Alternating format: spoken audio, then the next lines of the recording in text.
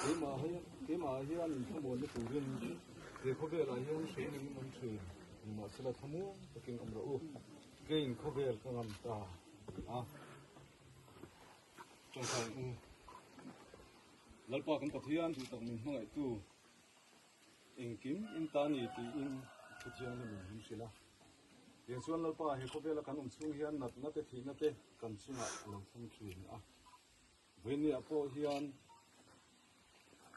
mishing tina lalpa kan ruam handale kan rem ruat na tel ni alo kan chunga thleng tura kan bu ni alo thi na chuan kan rong bol pi vanal ruat chala chunga thazarin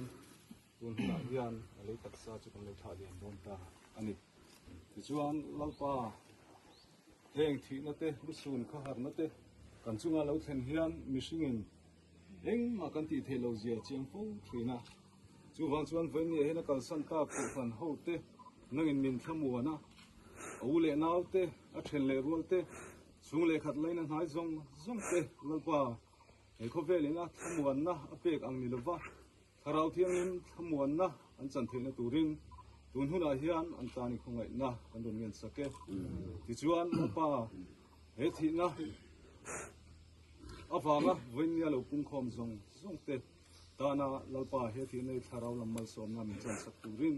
zong chu mai wa min chandam tui pa isu kristan hingin an don dil che